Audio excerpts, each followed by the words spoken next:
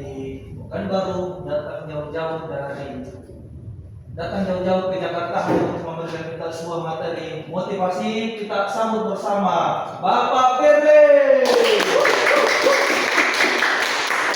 Terima kasih ya Bapak MC yang telah membawakan acara kali ini, yang sudah mengundang saya untuk datang ke perusahaan yang sangat-sangat fenomenal ini ya, perusahaan Ramayannya Lestari Sentosa. Oke, sebelumnya selamat pagi. Terima kasih ya. Tapi kurang lengkap kalau misalnya kita mulai dengan tanpa yel-yel. Jadi saya minta Bapak simak untuk yel-yel yang saya maksudkan. Untuk yel-yelnya, kalau saya bilang selamat pagi, Bapak-bapak jawab, saya Ramayana, semangat luar biasa. Oke? Oke. Selamat pagi. Saya Ramayana, semangat luar biasa. Luar biasa ya, dengan slogan akhirnya luar biasa, pastinya Bapak-bapak semuanya sangat luar biasa untuk semangatnya. Baik, senang rasanya bisa bergabung di perusahaan ini, membawakan materi training. Di sini saya sangat luar biasa antusiasnya ya, karena jauh-jauh dari Pekanbaru untuk membawakan materi di sini supaya Bapak bisa mendengarkan dan kita sama-sama mengetahui apa sih isi dari training kali ini. Sedikit cerita, flashback dulu Bapak-bapak.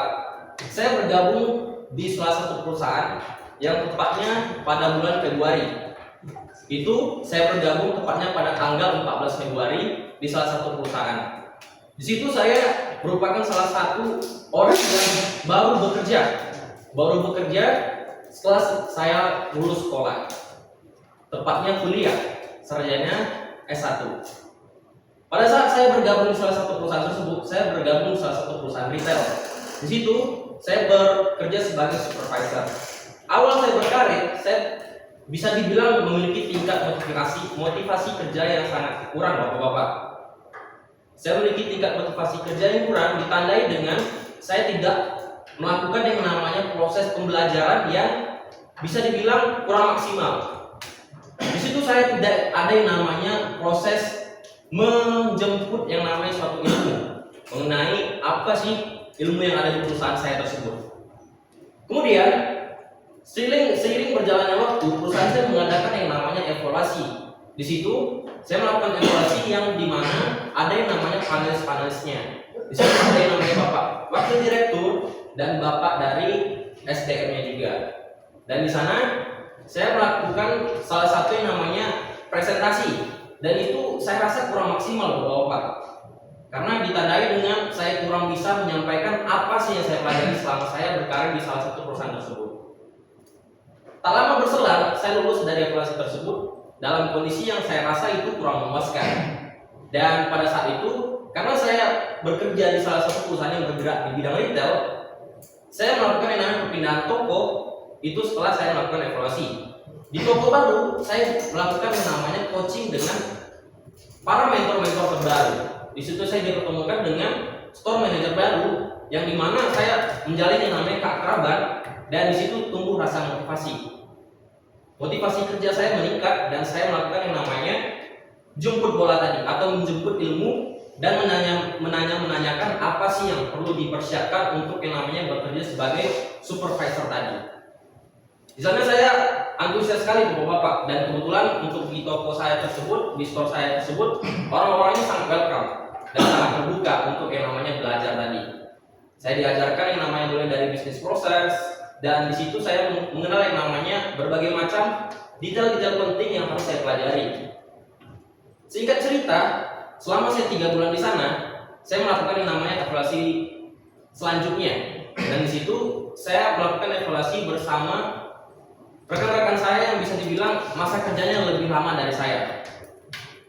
Pada proses evaluasi tersebut, saya bisa dikatakan alhamdulillahnya lebih baik dari evaluasi sebelumnya. Ditandai dengan saya lulus dari program tersebut dan saya ditarik ke divisi yang memang saya impikan, yakni divisi SDM juga tentunya. Dan pastinya hal itu bisa terjadi karena ada yang namanya motivasi tadi teman-teman. Motivasi kerja saya meningkat karena adanya keinginan untuk lebih baik dari sebelumnya. Yang pastinya itu mempengaruhi produktivitas saya sehingga saya bisa berkembang jauh lebih baik lagi. Kali ini saya akan membawakan yang namanya materi mengenai motivasi. yang berjudul Tingkatkan Motivasi Kerja, Maksimalkan Performa. Berbicara dengan yang namanya motivasi, kita harus tahu dulu yang namanya definisinya, teman-teman, bapak-bapak. Definisi dari motivasi kerja adalah proses yang namanya dari psikologis diri sendiri yang berasal dari internal maupun eksternal yang mempengaruhi namanya keinginan atau mau bersemangat dan berkomitmen untuk apa yang ingin dikerjakan. Jadi semuanya berasal dari yang namanya dalam diri sendiri maupun eksternal. Motivasi itu berkaitan dengan yang namanya produktivitas, bapak-bapak. Apa yang namanya motivasi itu kaitannya sama dengan produktivitas kita. Kalau misalnya kita tidak ada motivasi dalam diri kita, produktivitas kita terhambat. Contoh saja dari cerita saya di awal, itu kalau misalnya saya tidak ada yang namanya motivasi, produktivitas saya mencari ilmu di perusahaan saya itu bisa dibilang itu tidak akan berjalan dengan produktif atau tidak yang namanya konsisten sesuai kita inginkan. Tujuan kedua adalah membangun kreativitas dan inovasi. Balik lagi, kalau misalnya kita memiliki motivasi, kita pasti mencari apa yang menjadi solusi dari permasalahan kita. Kita akan meningkatkan kreativitas, kita akan mencari yang namanya solusi supaya bisa mempertahankan apa yang kita inginkan, apa yang kita lakukan. Boleh kita akan berinovasi, kita akan mencari solusi-solusinya. Kalau misalnya kita mengalami kendala, itu adalah tujuan dari motivasi kerja. Selanjutnya menjaga kesehatan mental. Bapak-bapak, berbicara tentang kesehatan mental, saya merupakan background pendidikan yang berasal dari psikologi. Motivasi ini berkaitan sekali dengan yang namanya kesehatan mental kita. Kalau misalnya kita tidak ada yang namanya motivasi, bapak-bapak, motivasi ini akan yang namanya mempengaruhi kesehatan mental kita yang berakibat kita akan malas melakukan sesuatu. Kalau misalnya kita tidak ada motivasi, misalnya nih, kita bangun pagi, kita nggak ada motivasi kita, apa sih agenda kita hari ini? Kita nggak punya yang namanya apa sih yang menjadi tujuan kita hari ini? Kita bakal malas melakukan segala sesuatu. Kita malas bangun dari tempat tidur, kita malas mandi pagi, kita malas sarapan, semuanya malas. Jadi, yang namanya motivasi ini berkaitan dengan psikologis. Dan itu mempengaruhi namanya kesehatan mental kita. Kalau misalnya kita tidak ada motivasi, kita bakal capek sendiri, bapak-bapak. Walaupun kita nggak ngapa-ngapain, tapi kita capek loh. Itu yang namanya mempengaruhi kesehatan mental tadi.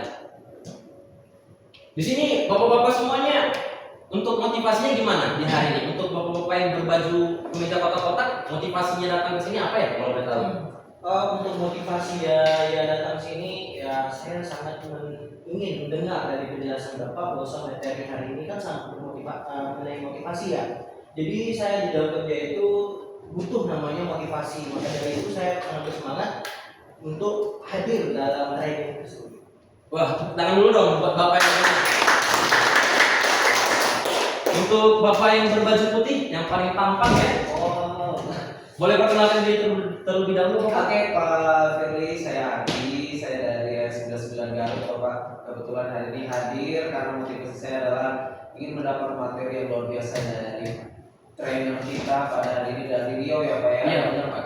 Kebetulan juga saya butuh banget nih materi Pak Firly. Saya sudah merasa agak sedikit jenuh ya, sehingga saya butuh hal-hal apa saja yang perlu saya kembangkan ini biar saya lebih termotivasi lagi untuk melaksanakan tugas saya. Wah, memang semuanya termotivasi sekali ya untuk datang ke sini ya. Tepuk tangan dulu dong. Oke. Semuanya memiliki yang namanya motivasi karena datang dari namanya beranjak dari suatu tempat. Dari tempat ke suatu tempat pasti ada yang namanya motivasi supaya kita bisa yang namanya melakukan apa yang kita inginkan. Selanjutnya kita akan berbicara mengenai faktor yang mempengaruhi. Faktor yang mempengaruhi motivasi kerja itu ada dua, faktor internal dan faktor eksternal. Faktor internal merupakan faktor yang ada dari dalam diri kita sendiri, bapak-bapak. Faktor yang berasal dari bersumber dari dalam diri kita sendiri. Yang pertama ada faktor poin pentingnya ada yang namanya kebutuhan pribadi. Karena kita sendiri yang butuh motivasi tersebut, karena kita sendiri yang mau, karena kita sendiri yang butuh. Contohnya kita kesini itu karena keinginan kita pribadi, karena kita butuh yang namanya training ini supaya kita bisa meningkatkan insight kita sebagai makhluk yang memiliki motivasi lebih meningkat lagi. Kemudian karena adanya tujuan dan harapan, kita datang ke sini pasti ada yang namanya tujuannya. Contohnya saja saya yang pertama kali bekerja Tujuan saya untuk belajar atau meningkatkan kinerja saya itu karena saya ingin dilirik dari suatu divisi yang saya impikan. Dan itu bersumber juga dengan dari harapan supaya saya bisa diterima di divisi yang saya inginkan. Soalnya sikap dan kepribadian. Balik lagi, cara kita bersikap menentukan yang namanya motivasi kerja tadi. Yang itu pastinya bersumber dari diri sendiri atau faktor internal tadi. Soalnya faktor dari luar itu pasti ada yang namanya faktor yang mempengaruhi kita dari lingkungan kita juga. Poin penting dari motivasi kerja, yang pertama saya mengambil poin dari gaji dan kompensasi. Pastinya semua bapak-bapak kalau misalnya kita bekerja, itu kalau misalnya kita realistis bapak-bapak, pastinya kita realistis semua. Kita bekerja pasti mencari yang namanya gaji atau uang. Dan itu kita sama-sama pastinya kalau misalnya kita nggak tahu nih target kita apa ke depannya, dari gaji kita itu apa yang kita impikan, apa yang kita inginkan, itu pasti kita nggak bakal ada yang namanya motivasi kerja tadi. Pastinya faktor eksternal tersebut mempengaruhi yang namanya cara kita memiliki motivasi. Selanjutnya lingkungan kerja. Balik lagi, contohnya saja pengalaman saya yang pertama tadi yang saya ceritakan. Lingkungan kerja sangat membuktikan bahwasanya suksesan tersebut dapat dirasakan. Motivasi kita itu bisa dibuktikan dengan yang namanya lingkungan kerja tadi. Kadang kita memiliki motivasi bapak-bapak, akan tetapi lingkungan kerja kita nggak mendukung. Lingkungan kerja kita nggak mendukung cara kita berproses. Alhamdulillahnya waktu saya ditempatkan di toko yang kedua itu, lingkungan kerja saya mendukung sekali. Saya belajar, saya mencari ilmu, saya bertanya, dijawab semuanya. Saya belajar walaupun saya salah, tapi mereka tetap percaya sama saya. Dan itu dibuktikan dengan hasil yang maksimal, bisa dibilang lebih baik lah dari yang namanya evaluasi yang pertama tadi. Kalau misalnya lingkungan kita toksik, itu kita nggak bakal berkembang bapak-bapak. Makanya kita sebagai makhluk yang butuh yang namanya pengakuan juga, kita perlu yang namanya mencari lingkungan yang mendukung kita. Kalau misalnya dia menghambat kita, itu tinggalkan saja. Soalnya pengakuan dan apresiasi. Balik lagi, kalau misalnya kita ada teman bapak-bapak, teman kita ini memiliki jiwa yang kompetitif, dia memiliki jiwa yang bersaing yang tinggi, motivasinya itu sangat terambisi gitu, semuanya itu dilakukan dengan maksimal. Itu bisa yang namanya kita dukung, jangan kita jatuhkan semangatnya. Selanjutnya kita akan masuk ke poin yang menjadi penghambat dalam mempertahankan motivasi kerja.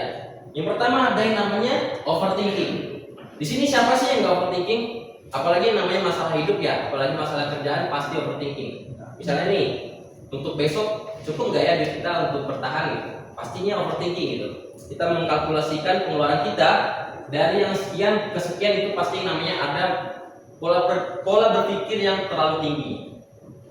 Dan bisa disimpulkan bahwasanya motivasi kerja ini mempengaruhi namanya cara berpikir kita bapak-bapak. Kalau misalnya kita overthinking, kita terlalu berlebihan untuk memikirkan kita itu harus capai target sekian, harus sampai dengan waktu sekian, itu pasti namanya mempengaruhi kita. Jadi kita tidak boleh overthinking. Kalau misalnya kita memiliki motivasi, kita mentargetkan sesuatu tersebut, kita nggak boleh bapak-bapak, karena itu bisa mempengaruhi namanya motivasi kita, bisa jadi turun. Selanjutnya fixed mindset. Berbicara mengenai fixed mindset, untuk bapak yang berbaju biru bisa dibantu pak? Fixed mindset itu apa ya pak? Menurut saya pribadi, fixed mindset itu adalah pikiran yang tidak mau berkembang atas perubahan sesuatu. Sudah tahu itu benar, tapi masih tetap menggunakan cara yang lama dan mempertahankan keterbatasan itu. Wah, tepuk tangan dulu dong untuk bapaknya. Benar ya, fixed mindset merupakan salah satu pola berpikir yang menyatakan bahwasanya itu tidak akan berubah. Hal yang sudah ditetapkan tidak akan pernah berubah, karena itu dasarnya atau mereka beranggapan bahwasanya itu merupakan karunia dari Tuhan. Jadi kita tidak boleh bapak-bapak, kalau misalnya kita sudah diberikan sesuatu, kita tidak mau mengubahnya, atau misalnya itu merupakan sesuatu yang tidak baik bagi kita jangan berpikiran bahwasanya itu sudah ditetapkan. Kita harus merubah cara berpikir kita menjadi dari yang namanya fixed mindset berubah menjadi namanya growth mindset. Soalnya tekanan target balik pasti. Jadi untuk ice breaking itu kayak gini, buka tutup, bertepuk tangan, buka tutup, tepuk tangan lagi, digulung-gulung, lalu tersenyum, hihi, digulung-gulung, lalu tertawa, haha. Bisa? Bisa. Oke, kita coba ya sama-sama ya. Bisa. 1, 2, 3. Buka tutup, bertepuk tangan. Buka tutup, tepuk tangan lagi. Gulung-gulung, digulung-gulung, lalu tersenyum dingin. Digulung-gulung, lalu tertawa. Buka tutup, bertepuk tangan. Buka tutup, tepuk tangan lagi. Digulung-gulung, lalu tersenyum dingin. Digulung-gulung, lalu tertawa. Lebih cepat lagi. Buka tutup, bertepuk tangan. Buka tutup, tepuk tangan lagi. Digulung-gulung, lalu tersenyum dingin. Digulung-gulung, lalu tertawa. Oke, tepuk tangan dulu. Kita lebih semangat lagi ya. Kita lanjut lagi untuk materi kita. Yang selanjutnya kita akan menentukan yang namanya strategi kita untuk meningkatkan yang namanya motivasi. Dari yang saya rangkum itu saya memiliki namanya 4 cara. Yang pertama, tetapkan tujuan. Dan itu saya memiliki metode yakni SMART. S itu spesifik, tujuannya itu terperinci. Kita tuh mau apa kita lakukan, kita tentukan. Kemudian achievable, yang pastinya kita menerapkan suatu motivasi itu yang bisa kita gapai. Jangan kita yang namanya memiliki motivasi, kita memiliki motivasi menjadi orang yang tidak bisa kita sendiri itu mustahil gitu. Jangan. Tentukan yang namanya step by step. Ada yang namanya tingkatan per tingkatan. Karena kalau misalnya kita terlalu berlebihan, itu akan mempengaruhi kita sendiri. Kesehatan mental kita juga penting Bapak-bapak. Kemudian measurable itu terukur. Baik lagi. Dari achievable itu berkaitan dengan yang namanya measurable. Itu akan berkaitan. Relevan juga. Pastinya kalau misalnya kita memiliki motivasi itu yang berkaitan dengan hal yang positif.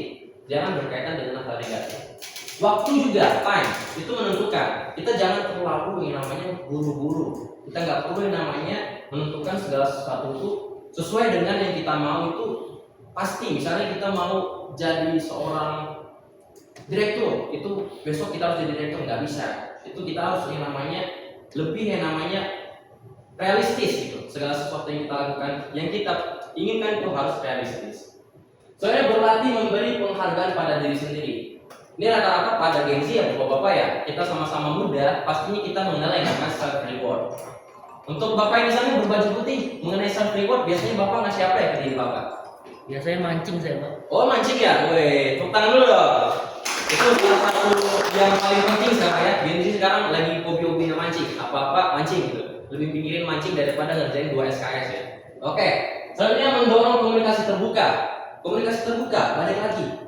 Kita sebagai makhluk sosial pasti yang namanya memiliki keinginan untuk mencurahkan segala isi hati kita. Cari sesuatu hal yang bisa dikatakan orang yang bapak percaya, misalnya orang tua atau pacar atau istri, itu bisa yang namanya kita lakukan komunikasi terbuka.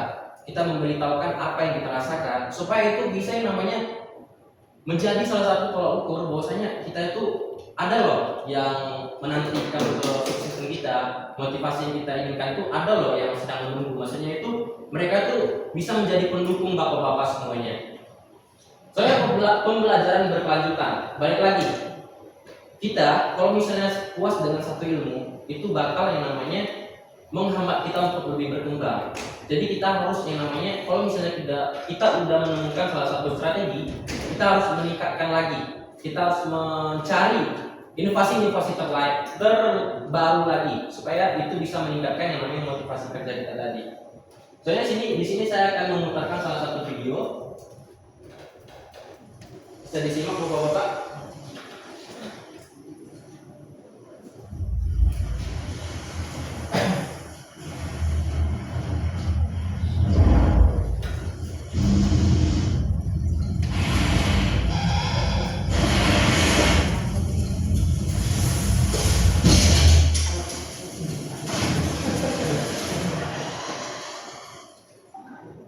Oke.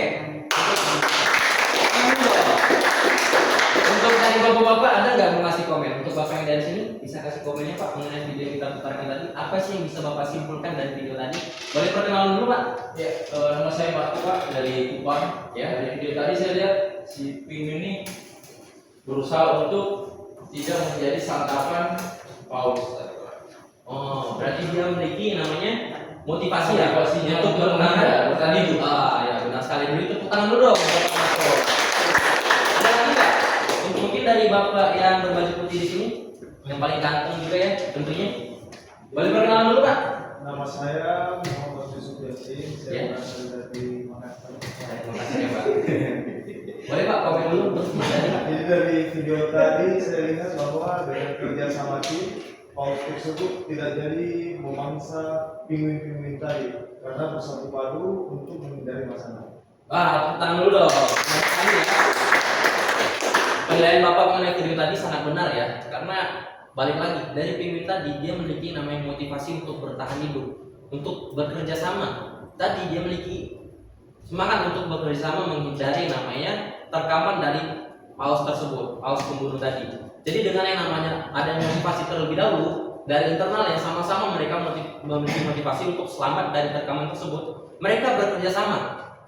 Akhirnya dari yang namanya kerjasama ketemulah yang namanya inovasi untuk cara bertahan hidup dengan cara memberatkan sisi batu es tadi, dan kemudian batu es pemiring dan hiu paus tadi itu menabrak yang namanya batu es tadi, sehingga dengan cara tersebut, dengan cara kreatifnya mereka tersebut, mereka bisa selamat dari terkaman paus.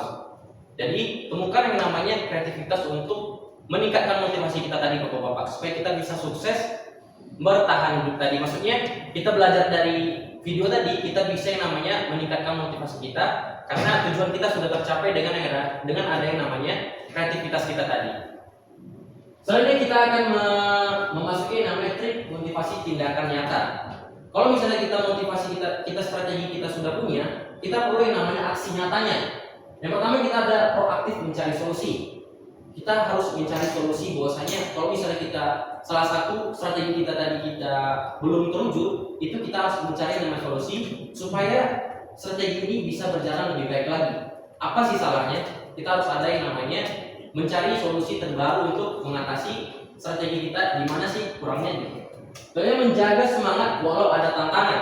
Balik lagi Bapak-bapak, berbicara mengenai semangat itu pasti ada. Kalau kita memiliki yang namanya motivasi, kita harus memiliki semangat supaya kita kalau dikasih tantangan itu bisa menerpanya, kita bisa melewatinya. Kalau misalnya kita memiliki motivasi saja tapi tidak memiliki semangat, itu berpengaruh yang namanya tingkatan intensitas motivasi kita itu bertahan sampai mananya. Selanjutnya, untuk trik motivasi tindakan nyata tadi, kita harus fokus pada tujuan tim dan perusahaan. Pastinya di sini perusahaan ini memiliki namanya visi misi, dan itu kita harus terapkan. Kalau di sini untuk motivasi visi misinya apa sih di perusahaan ini? Untuk dari perusahaan Ramayana, dari Bapak sebelah sana, untuk visi misi perusahaan ini apa ya Pak? Memberikan pengalaman belanja untuk hanya di Ramayana. Untuk misinya? Iya, untuk misinya menjadi salah satu kriteria utama pilihan masyarakat Indonesia. Nah, dari sini beri tepuk tangan dulu dong untuk Bapak ini. Dari sini kita sama-sama tahu bahwasanya perusahaan ini memiliki namanya cara memandang bahwasanya perusahaan ini supaya bisa tetap eksis itu ada. Jadi sama-sama kita sebagai karyawannya itu kita jaga visi misi karyawan kita, visi misi perusahaan ini supaya namanya perusahaan ini tetap eksis. Soalnya memberi energi positif ke rekan kerja. Balik lagi, lingkungan toksik itu mempengaruhi yang namanya cara berpikir kita, cara yang namanya kita memiliki motivasi. Pastinya itu akan mempengaruhi kita. Jadi sama-sama kita tumbuhkan di sini rasa untuk meningkatkan lingkungan yang tidak bersifat toksik. Sama-sama kita bangun lingkungan kerja yang baik. Jadi menjadi teladan dalam sikap kerja. Di sini dari divisi SDM semua kan Bapak-bapak? Ya. SDM pastinya jadi teladan. Kita harus mencontohkan yang namanya bagaimana cara kita berperilaku. Karena kita adalah role model. Pastinya kita adalah role model dari perusahaan kita. Jadi kita harus mencontohkan ke karyawan-karyawan kita. Integritas itu penting. Jadi pertahankan, sama-sama kita tingkatkan rasa untuk mencontohkan ke karyawan itu suatu hal yang baik-baik. Selanjutnya kita akan berbicara mengenai evaluasi dan refleksi diri. Dari yang namanya strategi tadi, cara mempertahankannya, kita perlu yang namanya evaluasi dan refleksi. Supaya apa yang kita lakukan ini sudah benar atau belum? Apa yang kita lakukan ini sudah sudah bisa dibilang maksimal atau belum, atau apakah masih ada kurangnya, itu kita perlu yang namanya melakukan evaluasi dan refleksi. Cara-caranya saya memiliki 3 poin. Yang pertama, cek aktivitas strategi yang dipilih. Apakah strategi itu membuat Anda nyaman melakukannya, atau apakah itu lebih semangat ketika Anda melakukannya, dan apakah itu berpengaruh pada diri Anda. Jadi bapak-bapak bisa evaluasi lagi, bisa lakukan itu setiap malamnya, karena itu bisa menjadi salah satu upaya kita menemukan apa sih kesalahannya, di mana sih salahnya, apakah itu sudah maksimal. Itu bisa dilakukan dengan cara kita melakukan evaluasi dan refleksi setiap malamnya. Contohnya apa yang berhasil, apa yang tidak. Contohnya self reward mungkin berhasil, tapi terlalu banyak multitasking justru menurunkan motivasi. Kemudian sesuaikan dengan situasi kerja nyata. Setiap orang punya kondisi berbeda, jadi strategi harus fleksibel. Jadi kita nggak boleh samakan semua strategi kita. Kalau misalnya bapak punya cara bapak tersendiri, jangan ikuti orang, karena cara orang belum tentu cocok dengan kita. Kesimpulan dari training kita kali ini, motivasi kerja merupakan dorongan dari dalam diri sendiri, dan itu mempengaruhi namanya produktivitas kita. Jadi temukan motivasi bapak supaya bapak bisa melakukan yang namanya proses kerja yang maksimal dan bersifat produktif. Sama-sama kita tingkatkan motivasi kerja kita supaya kita bisa menjadi insan yang lebih baik lagi, supaya kita bisa menjadi karyawan yang lebih baik lagi demi perusahaan kita yang tercinta ini. Saya tutup dengan kata-kata, bekerja keras memang tidak menjamin sukses, tapi tanpa kerja keras kesuksesan tidak akan datang. Lebih dan kurang mohon maaf dari saya akhiri dengan selamat pagi. Saya